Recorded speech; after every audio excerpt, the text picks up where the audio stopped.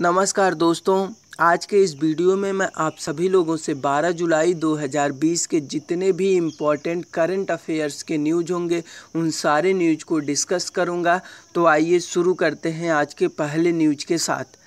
हाल ही में IRDAI ने एक पैनल का गठन किया है।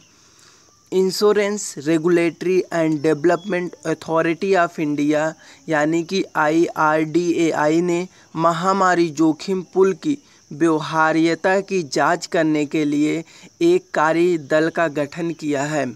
आज का दूसरा न्यूज़ है, यूनियन बैंक ने MCLR को 20 बेसिस पॉइंट घटा दिया है। यानी कि यूनियन बैंक ऑफ इंडिया ने फंड आधारित ऋण दर MCLR में 10 आधारों पर 20 आधार अंकों की कटौती अपनी सीमांत लागत में कमी करने की घोषणा की है।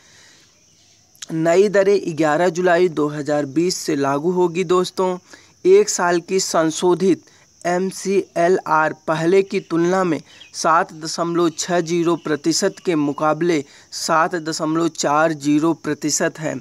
अगला न्यूज़ है, प्रवासी मजदूरों के लिए रोजगार हेल्पलाइन जम्मू कश्मीर में लॉन्च हुआ है। दोस्तों, यानी कि जम्मू और कश्मीर में पुलवामा के उपायुक्त डॉक्टर राघव लंगर ने जिले के प्रवासी मजदूरों के लिए एक रोजगार हेल्पलाइन शुरू की है।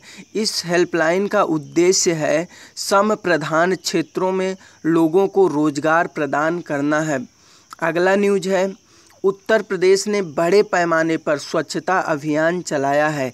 यानी कि उत्तर प्रदेश सरकार ने 11 जुलाई 2020 को पूरे राज्य में बड़े पैमाने पर स्वच्छता अभियान चलाया है। अगला न्यूज़ है, ओला के 2 वरिष्ठ सदस्यों ने इस्तीफ़ा दे दिया है। यानी कि ओला के 2 शीर्ष अधिकारियों अरुण श्रीनिवास और संजीव शेट्टी ने इस्तीफ़ा दे दिया है। अगला न्यूज़ है, अमादो गान कुलिबनी का निधन। यानी कि आइवरी कोस्ट के प्रधानमंत्री अमादो गान कुलिबनी 1 अक्टूबर प्राथमिक चुनाव के लिए गवर्निंग पार्टी के उम्मीदवार का जुलाई 2020 में निधन हो गया है। अगला न्यूज़ है, WHO ने स्वतंत्र पैनल की स्थापना की। यानी कि WHO ने कोविड-19 महामारी से निपटने और सरकारों द्वारा प्रतिक्रिया की समीक्षा के लिए एक स्वतंत्र पैनल का गठन किया है। अगला न्यूज़ है, डॉक्टर हर्षवर्धन ने एक श्वेत पत्र जारी किया है। यानी कि विज्ञान और प्रौद्योगिकी मंत्री डॉक्टर हर्षवर्धन ने मेक इन इंडिया, पोस्ट कोविड-19 और active pharmaceutical ingredient status issues, technology readiness and challenges पर केंद्रित एक श्वेत पत्र जारी किया है।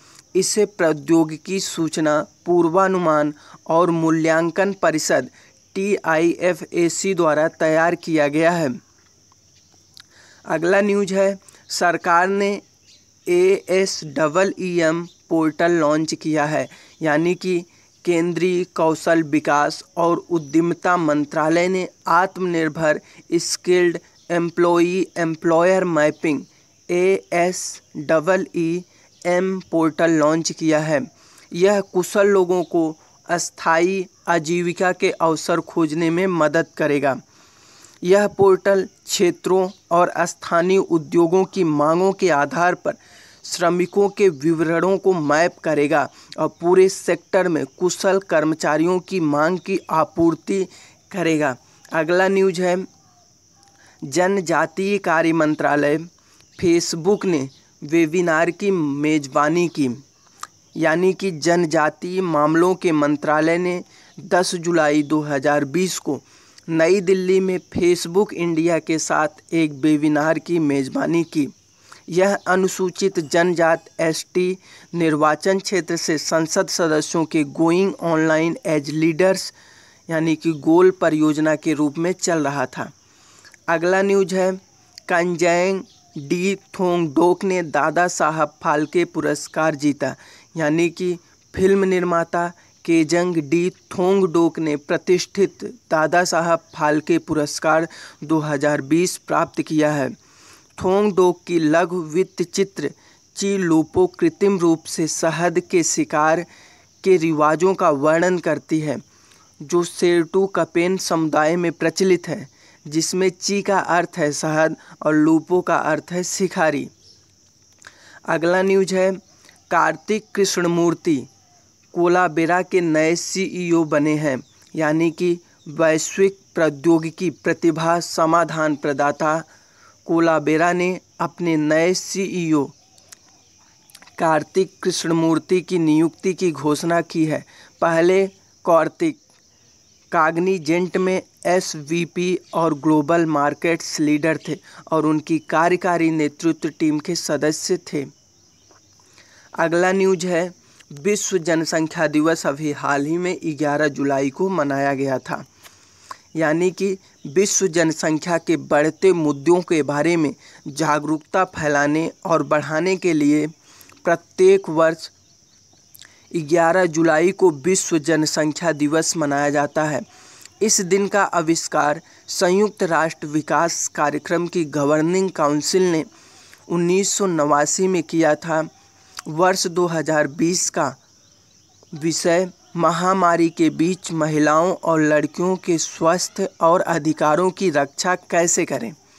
अगला न्यूज है मास्टर कार्ड भारत को 250 करोड़ रुपए देगा, यानी कि मास्टर कार्ड ने भारतीय लघु और मध्यम उद्योगों यानी कि एसएमई को रिबूट करने और व्यापार वसूली को सक्षम करने के लिए 250 करोड़ रुपए की प्रतिबद्धता की घोषणा की है।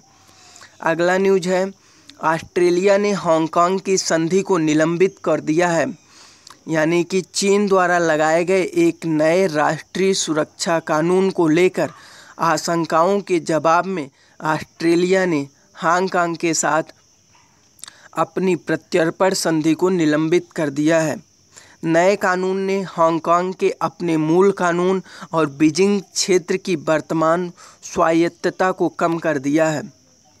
अगला न्यूज है RILBP ने ईंधन और गतिशीलता संयुक्त उद्यम लॉन्च किया है, यानी कि रिलायंस इंडस्ट्रीज और यूके के ऊर्जा प्रमुख BP ने रिलायंस BP मोबिलिटी लिमिटेड को लॉन्च करने की घोषणा की है।